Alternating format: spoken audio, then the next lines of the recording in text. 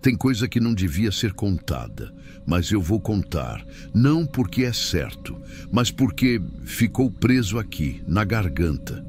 E parece que só vai sair se eu falar até o fim. Aquela noite começou como qualquer outra. Chuva grossa na lona da varanda, pingando forte, como se o céu tivesse furado. O barulho da ventania dobrando a placa de metal lá fora. A luz amarelada piscando de leve, sempre com um zunido que me deixava de cabeça quente. E o cheiro era o mesmo de sempre. Fritura velha, pano úmido e óleo que ninguém troca desde o mês passado. Tava só eu, a moça da limpeza e um cliente calado. De costas, casaco encharcado, boné puído.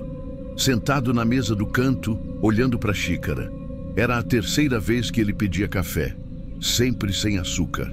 Nunca tocava na colher, nunca pedia mais nada. Olha, eu trabalho ali há anos, já vi de tudo. Gente quebrada, casal brigando, bêbado dormindo de cara no prato.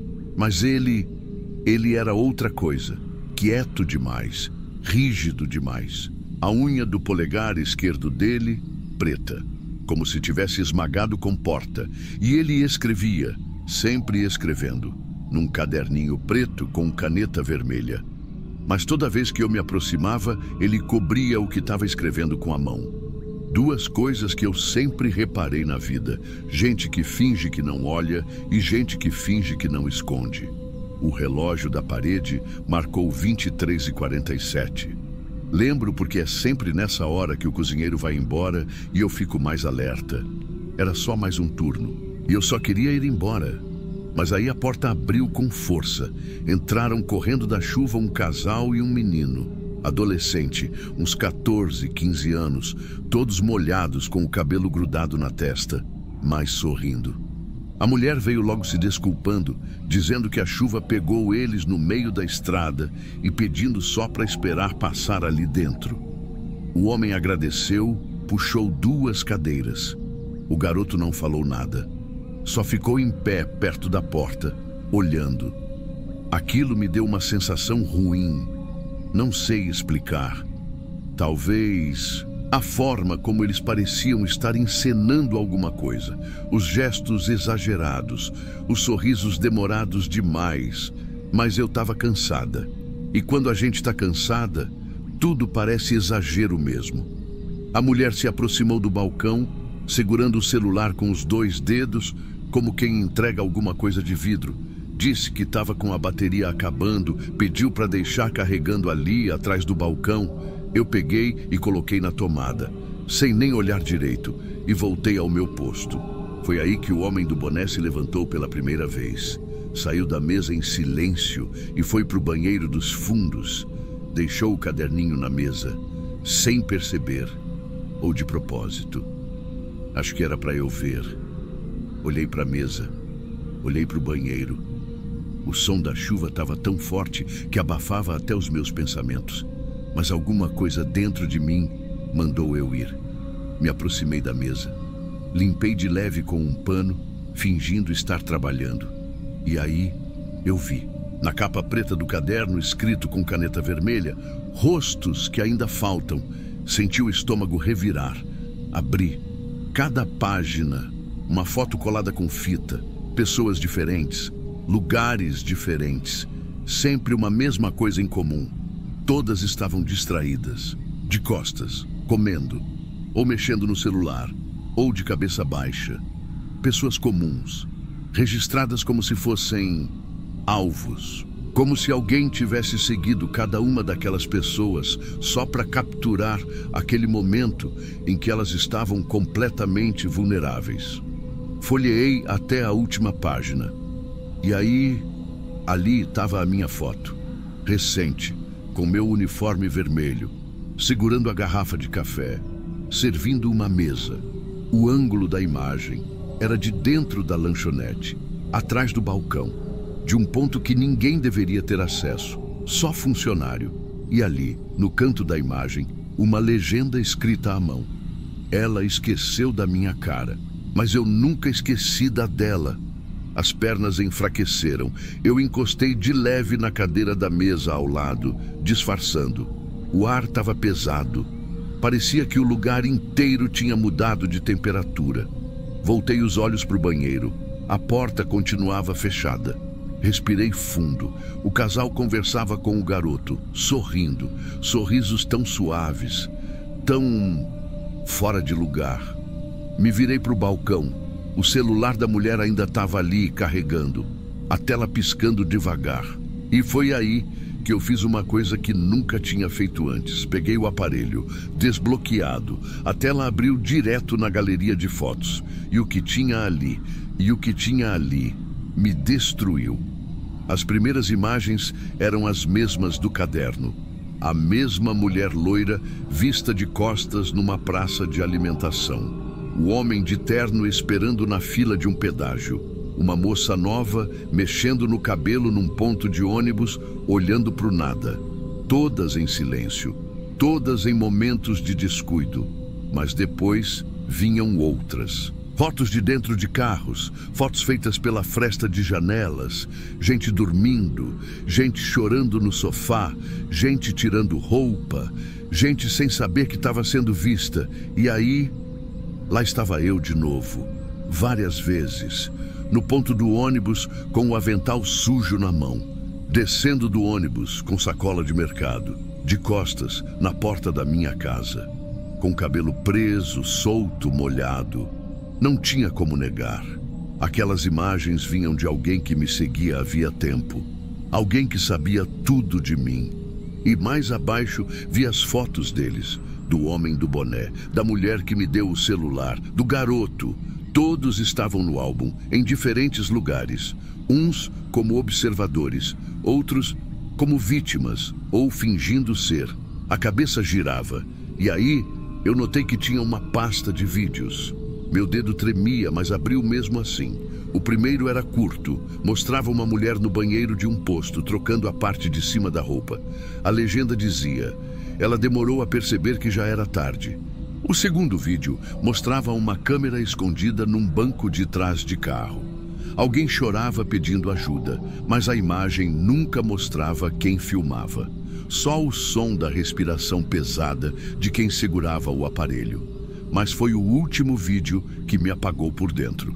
Era da lanchonete, do nosso banheiro de ontem à noite. A filmagem era feita por uma fresta da porta. Mostrava o interior, escuro, com eco de goteira. E ali, no canto da tela, surgia eu. Trocando de roupa, como sempre fazia depois do turno. Sozinha. A legenda? O motivo da próxima visita. Foi como levar um tapa no rosto e outro no estômago. Tive vontade de sair correndo, gritar, quebrar tudo, mas olhei ao redor e percebi que eles já sabiam que eu tinha visto. O homem do boné estava voltando do banheiro. Caminhava devagar, com as mãos no bolso, como se não tivesse pressa. Mas os olhos me encontraram e ficaram ali, parados, secos. Não era ódio, nem prazer. Era consciência. A mulher do outro lado da lanchonete me deu um sorriso pequeno, como quem diz: agora você entendeu. O garoto, com um celular pequeno nas mãos, tirava fotos em silêncio, de mim, do lugar, dos detalhes. Eles não estavam mais fingindo, porque não precisavam mais, e eu entendi. Eles eram um grupo, uma engrenagem, com funções diferentes, rostos diferentes, vozes treinadas. E eu era só mais uma entrada no caderno, mais uma página no álbum. Não era sobre assalto, não era sobre vingança, era sobre presença, sobre mostrar que eles podiam estar ali com você, te olhando, sorrindo, e você não perceber nada. Eu devolvi o celular na tomada, olhei para o relógio. 0000 em ponto, como se fosse o marco de alguma coisa. O homem sentou de novo, não encostou no café, só ficou ali, com o caderno fechado. Eu voltei para o balcão, sentindo o corpo gelado por dentro. A moça da limpeza veio me perguntar se podia fechar o banheiro feminino. Eu só balancei a cabeça. Ela não sabia, ninguém sabia. Eles ficaram ali mais alguns minutos. Depois, levantaram juntos. Agradeceram. Deram tchau. O menino, na saída, me olhou uma última vez. E piscou. Piscou. E foram embora. Como se nada tivesse acontecido. Mas tudo tinha acontecido. Só não era o tipo de coisa que deixava sangue no chão. Era outro tipo de marca. Desde então, eu não durmo direito. Tranquei as redes sociais, troquei de rota. Parei de falar meu nome. Mas nada disso adianta. Porque a verdade mais suja é que a gente só sabe que foi caçado quando a armadilha já tá velha. E às vezes, ela nem tem armadilha. É só um café servido tarde demais. Um celular deixado de propósito. Um banheiro com fresta. E gente que sorri. Gente que não corre. Gente que já sabe que você vai lembrar da cara deles. Mas tarde demais. Eu termino esse relato com um aviso. Para você que achou isso tudo só uma história. Lembra, a pessoa que estava na foto podia ser você.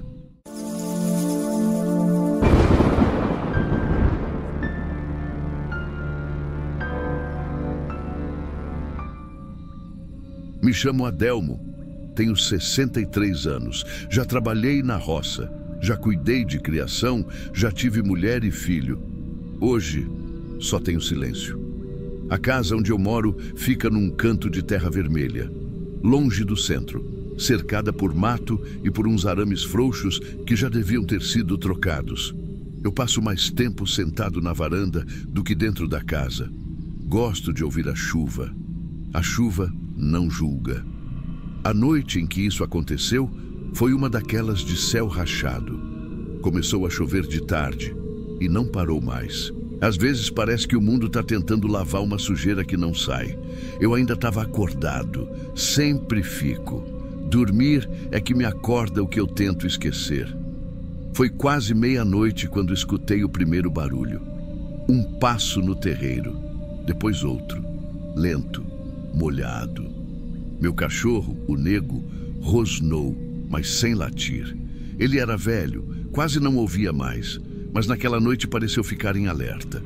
Me levantei, fui até a porta da varanda. Não abri, só escutei. O som da tranca do portão de arame mexendo. Aquele metal leve batendo no ferro com o vento. Mas ali não era só o vento, teve um assobio.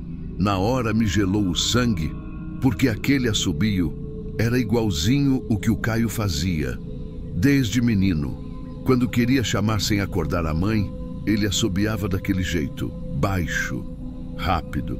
Mas na hora eu nem pensei nisso. Pensei em ladrão. Aqui na zona rural, o povo anda invadindo casa para roubar botijão, celular, galinha, o que tiver. Peguei a espingarda, fiquei atrás da cortina. Chuva batendo. Nego respirando forte no chão. E do lado de fora, silêncio. Aí os passos voltaram. Só que agora, indo embora.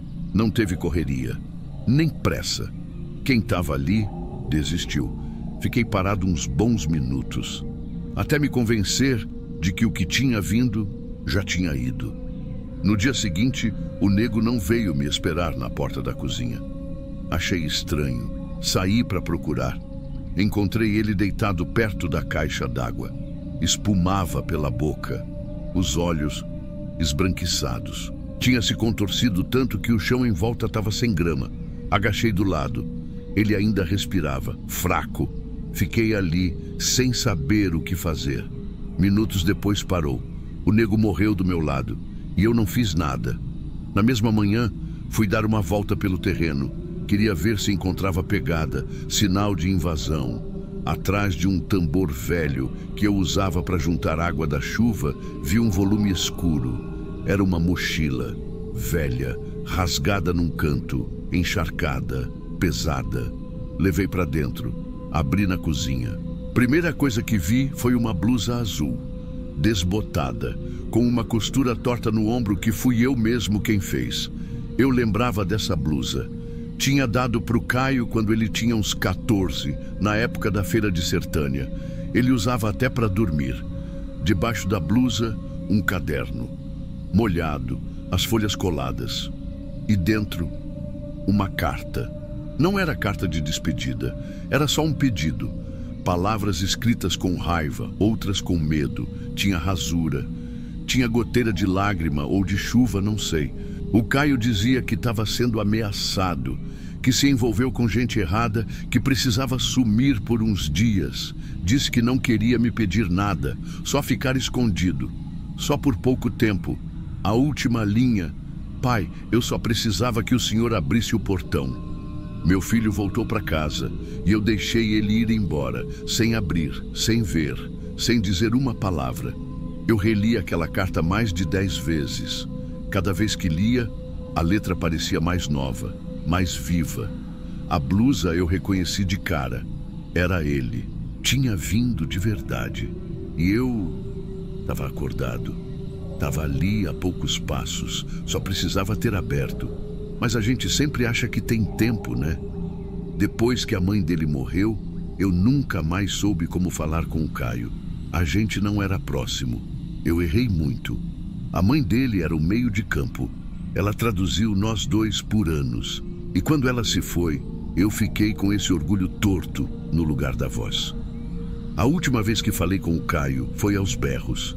Ele queria ir embora. Eu não quis ouvir. Mandei ele ir mesmo. Mas eu não pensei que ele ia de verdade. Ele foi. E nunca mais voltou, até aquela noite. Mas eu não vi. Eu não abri. Depois que enterrei o nego, passei dias olhando para aquele portão. Ele era de arame farpado com uma tranca de gancho. Simples.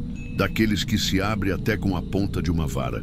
Mas naquela noite, eu não abri. Não porque eu não podia, mas porque eu não quis. E é isso que me rói até hoje. A chuva lavou os rastros, mas o cheiro dele ficou na varanda, na porta, na cortina que eu segurei quando fiquei espiando. Eu lembro do assobio. Era ele, era igualzinho. Ele tentou me chamar como quando era menino e eu mirei a espingarda. Me escondi. Como é que um pai olha para a própria sombra e sente medo? Na semana seguinte, não dormi uma noite sequer. Não tinha mais o nego no quarto. Não tinha mais barulho de nada, nem de chuva, nem de bicho.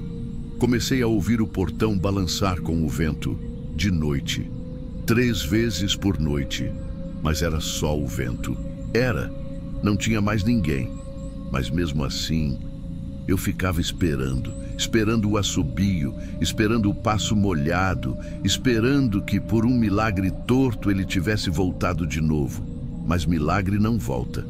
A carta eu queimei, não sei por quê. Talvez vergonha, talvez medo de alguém ler e ver o que eu não quis ver. Ficou só a blusa. Guardei num saco, dentro do armário. Nunca mais abri. Tem noite que eu sonho que ele tá lá fora, em pé, parado, na mesma chuva, com o mesmo olhar de quando era pequeno e fazia alguma arte e vinha pedir desculpa. A diferença é que agora eu não escuto a voz dele. Só vejo ele indo embora, sempre de costas, sempre sem falar. E eu acordo suando, a boca seca, a mão tremendo, como se o tempo tivesse me dado outra chance e eu tivesse errado de novo. Não contei para ninguém o que aconteceu, nem para o pastor, nem para o vizinho da frente, que passa aqui uma vez por semana para saber se eu tô vivo. A história morreu aqui, comigo, com o cachorro, com o Caio. Não sei se ele foi encontrado, não sei se sumiu no mundo, não sei se morreu naquela mesma noite. Se morreu, foi como cachorro, sozinho, no frio, com dor. E o pai, a 2 metros, sem abrir o portão. Hoje em dia eu olho o portão como quem espera castigo. Já pensei em cortar ele fora, arrancar aquela tranca, deixar tudo escancarado, mas não adianta. Não tem mais quem queira entrar, não tem mais quem assobie. Às vezes, quando chove, eu sento na varanda e fico escutando. A água batendo no chão, o vento empurrando o portão, a madeira rangendo, tudo igual àquele dia. Eu fico ali, parado, pensando que, se escutar de novo, eu abro. Nem que seja o diabo batendo, eu abro. Mas isso não muda o que foi, porque ele só veio uma vez. E eu deixei ele ir embora, sem dizer uma palavra.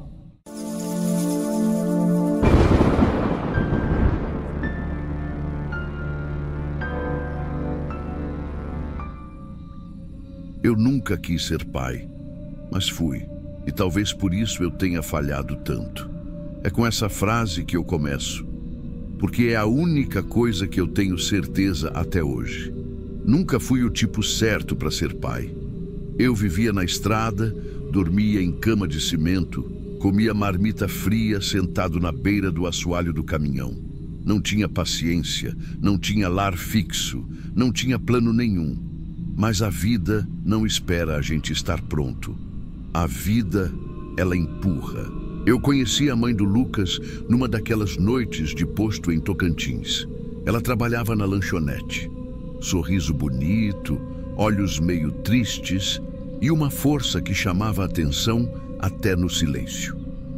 O menino já tinha uns 3 anos, vivia agarrado na barra da saia dela, como se o mundo lá fora tivesse dentes. Ela dizia que o pai do menino tinha sumido, nunca mais voltou para buscar nada, nem o filho. E eu, que sempre fugi de compromisso, me vi ali, parando mais vezes naquele mesmo posto. Até que parei de vez. Foi rápido. 2 ou 3 meses e a gente já estava dividindo colchão em cima do baú do caminhão. Na boleia não dava para fingir. O menino estava sempre ali. Chorava de noite, tinha febre de madrugada, sujava as roupas mais do que era capaz de vestir. E eu comecei a chamar ele de meu filho sem perceber. Nunca registrei, nunca fiz papelada. Mas quem deu banho de bacia fui eu. Quem ensinou a contar moeda para não tomar golpe de troco fui eu. Quem fez ele segurar a lanterna para eu trocar pneu no breu da estrada fui eu. O Lucas foi meu filho em tudo que importa, até deixar de ser. A mãe dele morreu do nada. Passou mal numa parada. Quando me dei conta, já estava fechando o caixão. Eu não tive nem tempo de sofrer. O menino me puxou pela mão no meio do velório e disse: "Eu vou com você." E foi. Por anos a gente rodou junto. Ele dormia enrolado nas minhas jaquetas, aprendia a mexer nas ferramentas, dava risada quando eu errava o nome das cidades. Mas menino cresce. E quando cresce, começa a ver defeito no espelho que criou ele. Na adolescência, ele mudou. Já não queria conversar, já não ria. Estava sempre no celular, falando com gente que eu nunca conheci. Começaram as ausências, as noites fora. Um dia, eu cheguei na garagem e o caminhão estava com cheiro de maconha. Confrontei. Ele riu. Disse que não era dele. Eu que estava ficando velho e paranoico, ele dizia. As brigas aumentaram, até que ele sumiu de vez. Parou de atender, parou de aparecer. Eu tentei atrás, mas tem coisa que pai não sabe mais como consertar. Eu larguei o caminhão, me aposentei da estrada, fui morar numa casinha pequena que herdei de um tio no interior de Goiás. Achava que ali ia ser o meu sossego, mas sossego não existe para quem tem gente viva no mundo que carrega o seu nome no coração, mesmo que não seja no papel. Foi numa noite de temporal que o telefone tocou. Tava tudo desligado, a energia tinha acabado, a casa inteira tremia com o barulho da chuva. E mesmo assim, eu ouvi aquele toque. Era ele. Lucas. A voz dele estava estranha, meio abafada, meio nervosa. Ele disse: "Pai, preciso da sua ajuda." Fazia 2 anos que eu não ouvia a voz dele me chamando assim. Ele explicou que tinha que levar um caminhão até uma cidade vizinha, que era trabalho, que estava com medo de ir sozinho de noite. Pediu para eu só acompanhar, não precisava dirigir, só ir junto. Disse que estava pertinho, que era rapidinho. Eu engoli seco e disse que sim. Não sei se foi saudade, não sei se foi culpa, mas eu vesti minha capa de chuva, calcei as botas e fui. Ele me pegou com um caminhão emprestado. Grande, pesado, novo, um daqueles modelos que eu só via de longe. Não disse de onde era, nem o que tinha na carga. Eu não perguntei. Achei que talvez a gente fosse, enfim, conversar. Mas ele ficou quieto, só com a mão firme no volante e o olho grudado na estrada. A chuva engrossou. A estrada principal alagava por trechos. Foi então que ele disse: "Vamos pegar o atalho, pai. Aquele entre as lavouras." Eu olhei para ele. Você ainda lembra daquele caminho? E ele respondeu com a voz firme: Você me ensinou. Eu nunca esqueço o que você me ensinou. Aquele atalho não era nem estrada. Era trilha de barro seco entre lavoura de milho. Só dava para saber que era caminho porque não crescia mato no meio. Eu tinha usado aquilo por anos, quando precisava cortar tempo e evitar balança. Mas nunca, nunca com chuva. Chuva transforma chão em armadilha. Barro agarra pneu como se quisesse engolir o caminhão inteiro. E mesmo assim, a gente entrou. O milho dos dois lados, alto, balançava com o vento. O som da chuva nas folhas fazia a gente parecer estar dentro de um túnel vivo. O limpador de para-brisa não dava conta. E o Lucas, encalado. Ele apertava o volante, olhava para frente como se quisesse sair dali rápido, mas não dizia nada. Aí a gente viu. No barranco à esquerda, um carro parado, com faróis baixos, e uma pessoa em pé acenando. Eu juro que meu primeiro instinto foi parar. Velho de estrada não abandona ninguém com o pisca ligado, ainda mais nesse tempo. Mas o Lucas endureceu o braço no volante e disse sem olhar para mim: Não para. Eu olhei de novo. A figura estava imóvel agora. Só o braço pendurado, apontando. Eu senti um arrepio, um negócio esquisito no peito, como se o tempo tivesse parado só ali. A chuva martelava o teto do caminhão. O limpador fazia crec, crec, crec, tentando limpar o que não dava. E então, do nada, o caminhão morreu. Tudo apagou. Farol, motor, o som. Só ficou o barulho da chuva e o barulho do meu coração. O Lucas largou o volante, respirou fundo e disse: Vou ver o motor. Desceu, bateu a porta. Não correu, não falou mais nada. Eu fiquei ali, sentado. O vidro já começando a embaçar, a respiração presa. 5 minutos, 10, nada. Chamei, nenhuma resposta. Destranquei a porta e desci. O barro já cobria quase até meu tornozelo, escorregadio, denso. Fiz a volta no caminhão. Gritei o nome dele, várias vezes. Atrás da carroceria, só marcas. Marcas de pegadas e de pneu, de outro carro, frescas. Como se alguém tivesse parado ali e saído com pressa. O carro do barranco sumiu. O Lucas sumiu. Eu fiquei sozinho, na chuva, no meio de um atalho que só eu e ele conhecíamos, com um caminhão apagado e uma angústia que eu não sabia explicar. Passei horas ali, gritei, caminhei para um lado e para o outro. A lama parecia me puxar cada vez mais fundo, até que um jipe velho de um agricultor da região passou por acaso, me levou. Nem consegui explicar direito. A polícia foi chamada, fizeram buscas. O caminhão foi encontrado 3 dias depois, sem ninguém, nem o corpo, nem o menino. A carga era valiosa, exatamente igual à de um roubo que tinha acontecido dias antes. Segundo a investigação, o método era esse. Motorista fingia pane, um carro de apoio vinha, sumia com a carga, e eu fui o acompanhante. A presença que dava legitimidade, que distraía, que assinava sem saber. Me perguntaram se eu estava envolvido. Disseram que alguém do meu círculo pode ter sido o entregador. Eu neguei até secar. Mas por dentro, algo me corroía. Ele sabia que só eu conhecia aquele atalho. E mesmo assim, foi ali que ele me levou. Foi ali que ele apagou o caminhão. Foi ali que ele desceu e sumiu. Foi ali que eu fui deixado, como se fosse peso morto. Não teve carta, não teve explicação, não teve corpo. Só teve isso, a lembrança de que um dia eu chamei de filho, alguém que usou meu próprio caminho para me derrubar.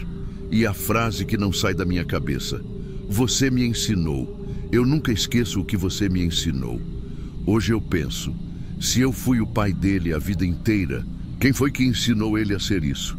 Eu achava que estava salvando o menino, mas talvez eu só tenha alimentado o bicho que um dia ia me engolir.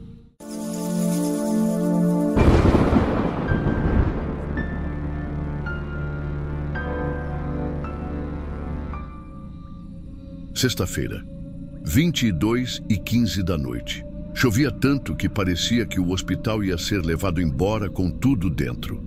Relâmpago rasgando o céu, trovão batendo forte e a goteira na recepção pingando bem em cima da minha mochila, que já estava no chão desde 8 da noite.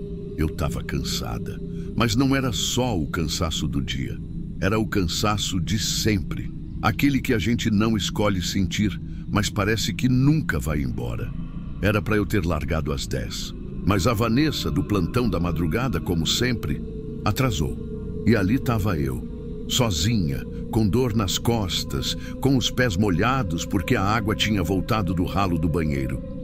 Eu sou Márcia, 45 anos. Trabalho na recepção do hospital desde antes de existir esse prédio novo. Nunca fui enfermeira, mas já vi mais sangue do que muita gente de jaleco. Nunca precisei dar ponto em ninguém, mas já vi gente morrer esperando ser chamado. E não tem uma alma viva ali dentro que saiba que eu já tive um filho, um só. O nome dele era Rafael. Se foi com 5 anos, num acidente besta dentro de casa. Escorregou no banheiro, bateu a cabeça na quina da pia. Eu estava lavando roupa no tanque, não ouvi na hora. Quando dei por mim, ele já estava apagado, com a testa aberta. E mesmo com tudo o que eu já vi nesse hospital, nada prepara uma mãe para segurar o próprio filho no colo e não conseguir fazer ele voltar. Desde então eu olho diferente para a criança que entra ali. Não é que eu tenha raiva, é só que eu não deixo mais criar apego. Parece proteção, mas no fundo é medo. Naquela noite, com a chuva comendo solta e o plantão quase acabando, eu só queria ir embora. A emergência ainda estava cheia. Um motoqueiro tinha acabado de chegar desacordado. Um senhor caiu de escada. Tinha um bebê com febre alta no colo da mãe. A médica de sobreaviso nem atendia o celular. Só o caos. E eu no meio. Foi quando ouvi o portão abrir com força. Olhei para a porta. Um menino entrou correndo. Magro, sem camisa, com uma bermuda de moletom encharcada e um chinelo de dedo furado. Ele tremia, os cabelos grudados na testa. Não devia ter mais do que uns 9, 10 anos.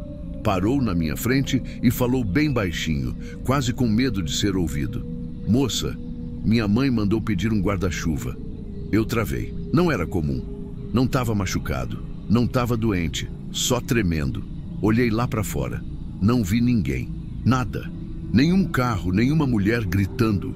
Só a água descendo com força pela sarjeta e o céu querendo desabar. Achei que fosse alguma mãe esperando dentro do carro ou do outro lado da rua, sem coragem de atravessar na enxurrada. Aí respondi o que sempre respondo, que o hospital não emprestava nada, que não podia pegar material sem autorização, que aquilo ali não era doação, nem armarinho. O menino não respondeu. Ficou parado. Parecia não saber voltar. Repetiu com a voz mais baixa ainda. Moça, só um guarda-chuva. E eu perdi a paciência. Falei para ele voltar para casa, que a mãe dele esperasse a chuva passar, que ninguém ia morrer por causa d'água. Ele não chorou, não fez escândalo. Só olhou para mim como se já soubesse que não adiantava. Virou de costas, saiu correndo de volta para a chuva, desceu a calçada, dobrou a esquina, sumiu no escuro. Não pensei mais nisso, tinha mais gente chegando. Fiquei ali até quase 11. Quando a Vanessa finalmente apareceu, eu nem discuti. Peguei minha bolsa e fui embora sem falar nada, mas ainda não era o fim da noite. Menos de meia hora depois, o hospital inteiro virou silêncio. Chegou uma viatura da PM. Trouxeram uma mulher desacordada, com a roupa rasgada, cheia de hematomas, as mãos com os pulsos amarrados por um pedaço de corda de varal. Ela tremia e falava coisas sem sentido. Só repetia um nome: Samuel, Samuel. Meu filho saiu para pedir ajuda. Eu fiquei parada. O policial falou que ela tinha sido encontrada no porta-malas de um carro abandonado a 3 quadras dali, que ela estava desaparecida fazia 2 dias e que o filho dela tinha conseguido fugir. Na hora que eu ouvi o nome do menino, alguma coisa me gelou por dentro. Samuel. Ela dizia que ele tinha corrido na chuva, que tinha cortado a corda sozinho, que tinha prometido que ia buscar alguém, que ele era forte, que ele era valente, que ele ia conseguir. E foi ali que eu parei de escutar tudo. A chuva, o menino, o guarda-chuva. Eu entendi e não consegui me mexer. Naquela hora, tudo dentro de mim desceu. A médica chamou, a técnica falou alguma coisa, mas era como se minha cabeça tivesse sido empurrada para dentro de um poço. O nome do menino, a idade, a roupa, o jeito quieto, a chuva, era ele, era o Samuel, e eu tinha mandado ele voltar. Voltar para onde, meu Deus? Fiquei imóvel por um tempo que não sei medir. Os sons do hospital passaram a virar ruído. Tudo ao redor continuava funcionando, do mesmo jeito automático de sempre. Só eu tinha parado. No caminho para casa, a cada passo que eu dava na calçada molhada, meu peito pesava mais. Eu não vi o rosto dele direito. A água no cabelo, o escuro da recepção, mas eu lembro dos olhos. Lembro sim. Era um olhar que não pedia esmola. Era só pedido de ajuda mesmo. E eu tinha tudo para ajudar. Bastava dizer, espera aqui um pouquinho. Ou entra e fica aqui dentro enquanto a chuva passa. Qualquer coisa. Um copo de água, um lugar seco, um gesto. Mas não. Eu falei com ele como eu sempre falei com todo mundo nos últimos anos. Igual quem quer terminar logo. Porque a gente se acostuma a endurecer. A gente cansa de se importar. E acha que está se protegendo. Mas tem um preço. Na manhã seguinte, a cidade acordou com a notícia. Menino desaparecido é encontrado morto em bueiro. A foto dele estava no site do jornal local. Era o mesmo menino, o Samuel. Olhar tímido, camiseta do Homem-Aranha numa das fotos. Ele não tinha conseguido voltar para onde devia. A correnteza levou. A mesma enxurrada que lavava os cantos do hospital arrastou o corpo dele para debaixo da cidade. A água carregou ele para longe de mim, mas a culpa, essa ficou. E ficou de um jeito que até hoje não saiu.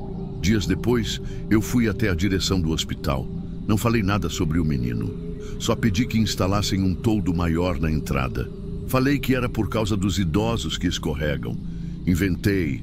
Eu só queria impedir que outro menino tivesse que ficar parado ali, tomando chuva, esperando alguém ter compaixão. Ninguém nunca perguntou nada. A Adriana sobreviveu. A mãe dele tá viva, mas nunca mais voltou naquele hospital. Também, quem voltaria? E eu continuo aqui. 20 anos de recepção e uma vida inteira de lembrança que não desbota. Tem gente que acha que o erro mais grave é o que a gente comete por maldade. Mas não é. O pior é o que a gente comete porque estava distraído, porque estava cansado, porque achou que não era com a gente. A gente acha que vai lembrar das vidas que salvou. Mas o que gruda mesmo é a que a gente podia ter salvo e não salvou. Eu olho para a porta do hospital todo dia, porque foi por ela que o Samuel entrou, e fui eu que empurrei ele de volta para a morte. Se você chegou até aqui, é porque sente o que a gente sente. Aqui não é só um canal, é uma família, uma comunidade de gente que carrega cicatrizes, que escuta para entender, para sentir e às vezes para nunca mais esquecer. E se você ainda não é inscrito, você está perdendo. Está perdendo histórias que muita gente não tem coragem de contar. Está perdendo esse espaço onde a gente compartilha o que ninguém mais escutaria. Então, se inscreve agora, ativa as notificações e vem fazer parte dessa família que cresce a cada relato. Porque aqui, ninguém passa por isso sozinho.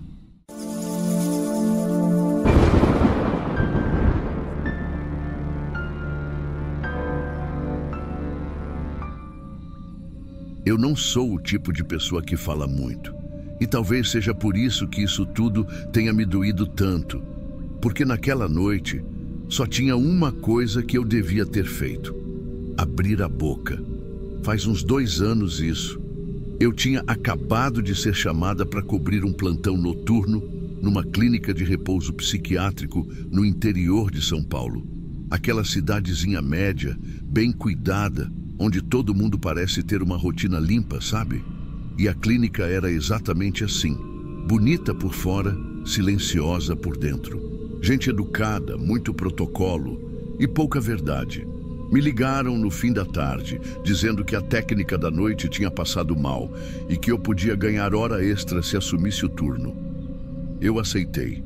Não estava em condição de recusar nada na época. Recomeço, contas atrasadas e aquele sentimento que a gente tem quando precisa provar que dá conta de tudo. Eu só queria trabalhar, fazer o que precisava e ir embora. Quietinha. Cheguei já de noite, chovendo. Daquela chuva grossa que gruda no capuz da blusa, que apaga tudo no ouvido.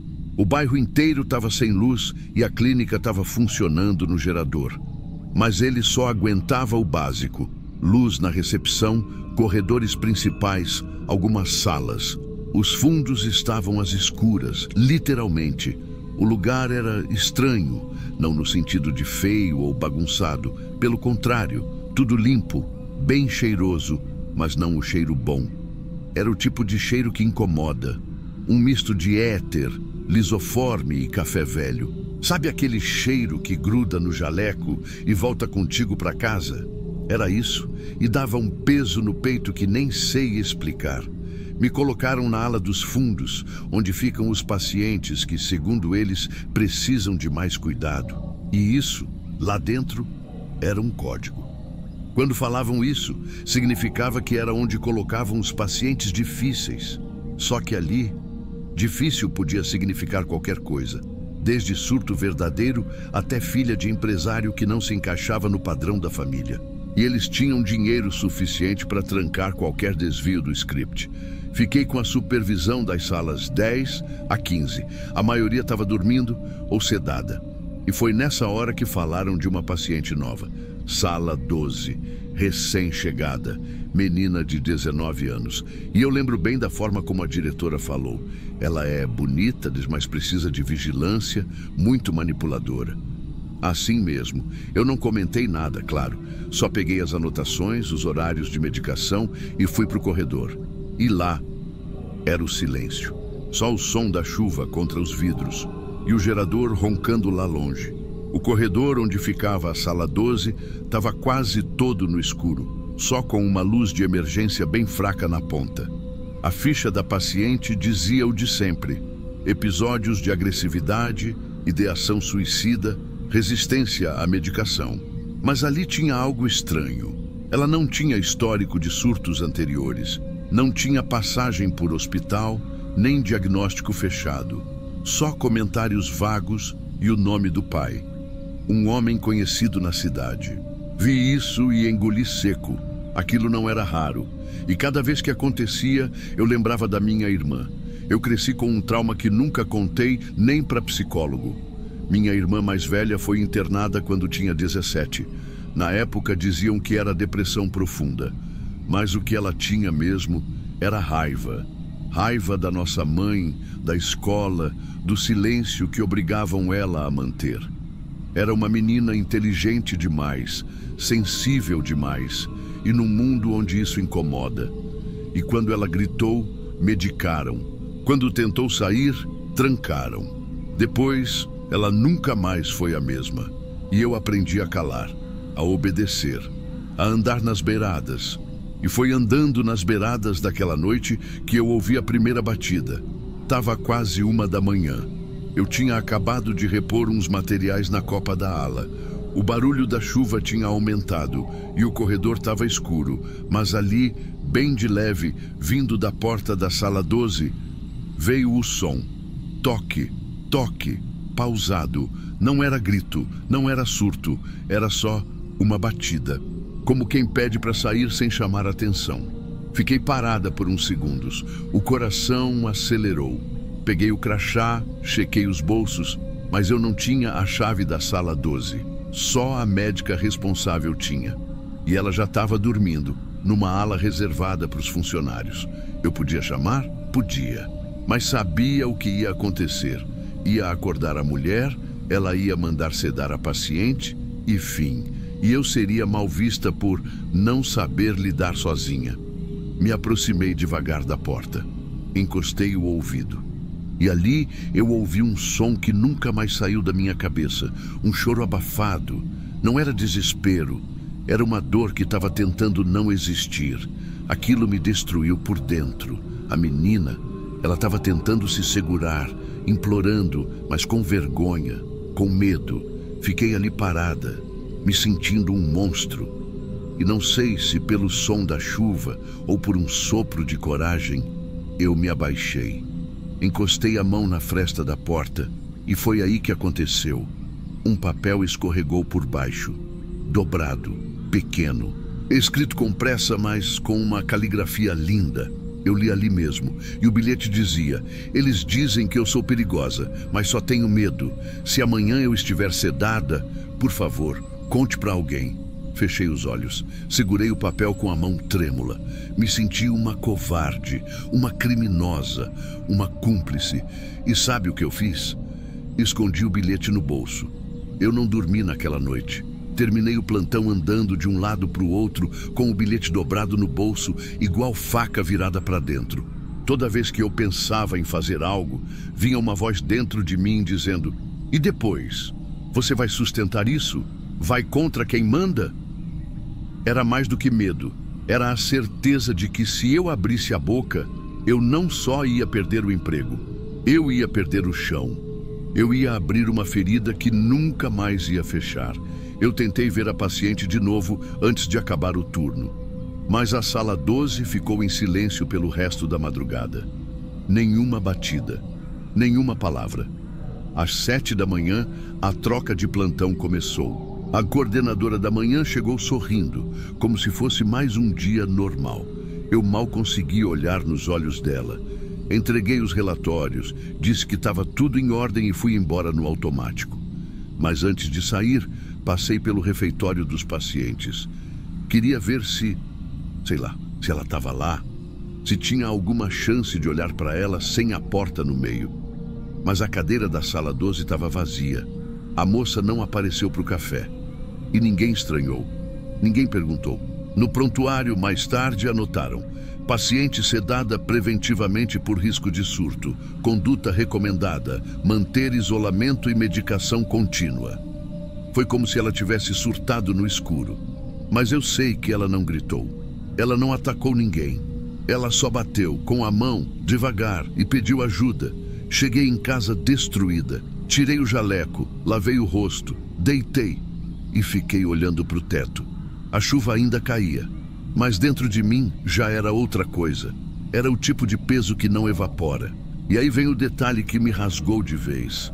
2 dias depois, a supervisora me liga para cobrir mais um plantão. Eu inventei que estava doente, que estava com febre, qualquer desculpa. Ela disse que entendia e desligou. Mas no meio da conversa soltou: ah, e só para você saber, aquela da sala 12 está sedada desde a noite em que você saiu. Disseram que tentou provocar outra crise. Diretora ficou revoltada. Teve que jogar um bilhete fora. Menina estava fazendo cena, tentando enganar funcionária nova. Eu congelei. Ela falou isso rindo, como se tivesse contado uma fofoca, como se tivesse falado de alguém que queria chamar atenção. O bilhete, o papel que eu escondi no bolso e que eu jurei não ter mostrado para ninguém. Estava no lixo do escritório da diretora. Alguém mexeu nas minhas coisas. Alguém viu. Alguém fez questão de rasgar e jogar fora. E deixar claro que ali, o que não pode ser dito, não sobrevive nem no papel. Eu desliguei o telefone. Me sentei no chão da cozinha e chorei feito criança. Eu não chorei de raiva, nem de medo. Eu chorei porque a menina confiou em mim. No meio de tudo, com o pouco que restava, ela confiou em mim. E eu falhei. Eu ainda tenho o cheiro daquela clínica na memória. É um cheiro que não some. Não importa o quanto eu lave as roupas ou mude de cidade. Nunca mais aceitei plantão lá. Nunca mais passei nem na rua do lugar. E até hoje, eu não sei o nome dela. Só lembro do número na porta. Sala 12. Às vezes eu fico imaginando se ela ainda está lá. Se ainda escrevem no relatório que ela está instável. Se os olhos dela ainda encaram as paredes no escuro. Ou se apagaram tudo que restava. Tem gente que diz que salvar uma vida pode mudar o mundo. Eu acredito nisso. Mas também acredito em outra coisa. Perder a chance de salvar uma muda a gente por dentro, pro resto da vida. Eu continuo trabalhando como técnica. E toda vez que alguém me olha nos olhos pedindo ajuda, mesmo que sem falar, eu escuto de novo aquele bilhete. Ele não tem som, mas é o grito mais alto que eu já ouvi. Eu nunca contei isso pra ninguém, nem pra terapeuta, nem pra minha mãe. Mas se alguém estiver ouvindo agora, por favor, não deixe outra pessoa ficar trancada como ela. Não deixa. O pior é que a próxima história consegue ser ainda mais perturbadora.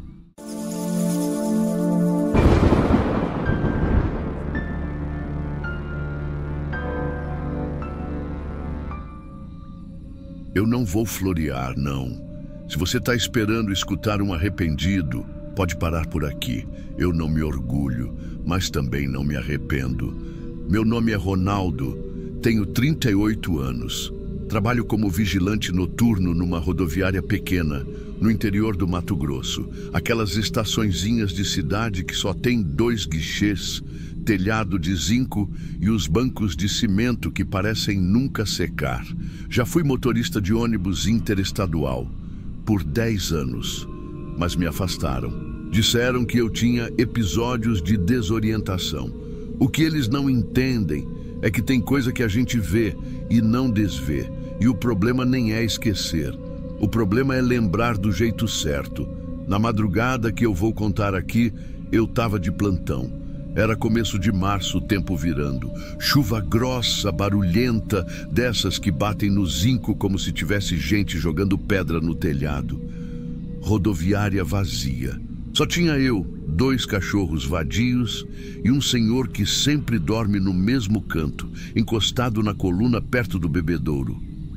Lá, pelas 1h30 da manhã, eu vi alguém atravessando o pátio com passos curtos. Primeiro, achei que fosse alguma passageira perdida, mas era diferente. A mulher vinha encharcada da cabeça aos pés, o vestido colado nas pernas, sem casaco, cabelo grudado na testa. E o olhar era de quem já tinha chorado demais e agora só queria que o tempo passasse sem chamar atenção. Ela segurava uma maleta de couro escuro, pesada. Andava como se estivesse com dor no braço, mas não largava aquilo por nada. Chegou perto, pediu para ficar ali até o dia clarear. Disse que tinha perdido o último ônibus e não queria se registrar. Eu deveria ter dito não, mas tinha alguma coisa nela, alguma urgência. E para falar a verdade, eu já deixei coisa pior passar batido. Então deixei. Ela se sentou num banco de canto e encolheu o corpo. Eu continuei rondando, fingindo que não olhava. Mas olhava, e tinha uma coisa errada ali. Ela não queria dormir, mas o corpo não aguentava mais. A cada trovão, ela despertava e mudava de posição, sempre puxando a maleta para o lado oposto, como se tivesse medo que alguém visse. Não era medo de roubo, era outra coisa. Era como se aquilo ali fosse a última coisa certa que ela ainda tinha na vida. E talvez fosse mesmo. Ficamos horas assim, a chuva batendo, a lâmpada piscando em cima do guichê fechado, o velho roncando perto do bebedouro. E ela quieta, mas com os olhos vivos. Teve uma hora em que eu fui até a porta só para espiar o lado de fora. Ruas desertas, tudo escuro, nenhum carro passando. Voltei e ela ainda estava lá, do mesmo jeito, com os braços em volta da maleta, como quem protege uma criança dormindo. Até que às 4h20 ela se levantou. Veio até mim com a roupa colando nas pernas e as mãos tremendo. Ela falou com a voz baixa, quase sussurrando, mas firme. Eu vou no banheiro, mas por favor, se eu não voltar, leva a maleta para a polícia. Mas não abre. Aquela frase ficou na minha cabeça feito cutucão. Ela me olhou de um jeito que parecia definitivo. Depois virou e foi. Desapareceu pela porta do banheiro feminino sem olhar para trás. Eu esperei. 5 minutos. 10. 15. A chuva batia mais forte agora. A goteira em cima da máquina de refrigerante fazia um som de relógio estragado. Levantei Fui até a porta e bati. Tudo certo aí dentro? Nada. Empurrei. A porta estava trancada, mas a maçaneta estava meio frouxa, uma forçadinha, e ela cedeu. O banheiro estava vazio, só a luz oscilando, uma pia escorrendo e a janelinha do fundo com a tela rasgada, balançando com o vento. Não tinha marca de salto no chão, nem toalha, nem nada. Voltei para o saguão com o estômago virado. A maleta ainda estava no banco, fechada, no mesmo lugar. A mulher sumiu do jeito mais silencioso que eu já vi alguém sumir. E eu devia ter chamado a polícia na hora, mas fiquei ali, parado, olhando para a maleta como se fosse uma sentença esperando ser lida. A promessa dela ecoava no fundo da minha cabeça. Se eu não voltar, leva para a polícia, mas não abre. Mas o que acontece é que eu nunca fui pago para ser herói. E ninguém vai para a cadeia por abrir uma maleta. A primeira coisa que pensei foi: vai ver é dinheiro, vai ver é corpo, vai ver é nada.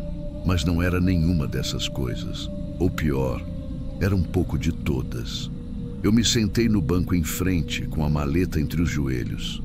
Pesava mais do que o tamanho indicava. A trava de metal estava fria. E por uns segundos, eu só fiquei olhando, pensando se tinha câmera, se aquilo podia explodir, se tinha alguém me testando. Mas a verdade é que no fundo eu já sabia. Era uma escolha. E eu escolhi abrir. Quando a tampa cedeu, um rangido seco saiu da dobradiça. O primeiro cheiro que subiu foi de couro velho, mas tinha um fundo amargo, de coisa guardada por tempo demais. Lá dentro tinha um celular antigo, daqueles de flip, sem bateria, um envelope pardo, dobrado. Quando abri, tinham 1.200 anos em notas pequenas, todas de 10 e 20 reais. Notas usadas, de mercado, de ônibus, notas que circularam por muita mão, pareciam sujas. Tinha também uma foto dobrada. Na frente, ela, um pouco mais nova, sorrindo torto. No verso, um recado escrito à mão, com caneta azul. Ela tem outro nome agora. Ela fugiu depois do que fez com o irmão. Se você estiver lendo isso, ela ainda está solta. A letra era tremida, mas firme o bastante para parecer real. Eu li 3 vezes e mesmo assim não entendi tudo. Ela não era só uma mulher assustada, ela era alguém que correu por algo grave. Aí, instintivamente, passei a mão no fundo da maleta. Tinha um vinco estranho, como se fosse forrada com madeira por dentro. Empurrei o tecido e senti algo colado ali. Era um pendrive preto, preso com fita isolante.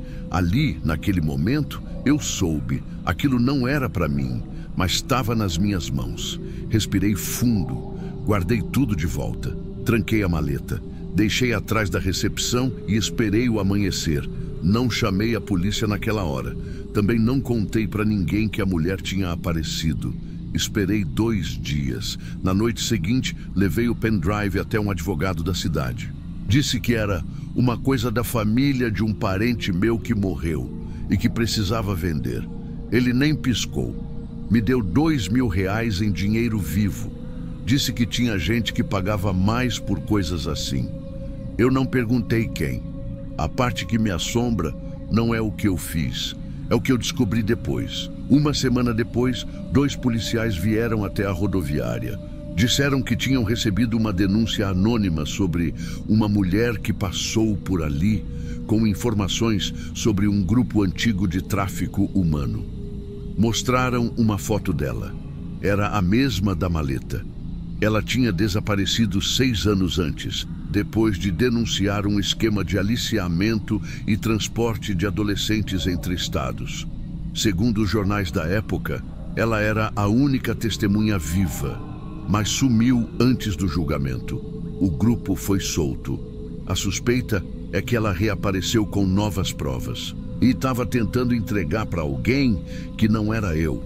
Eles nunca encontraram ela, nem corpo, nem pista. A câmera da rodoviária estava quebrada na noite que ela veio. Por coincidência ou por destino. Só restou o que eu contei.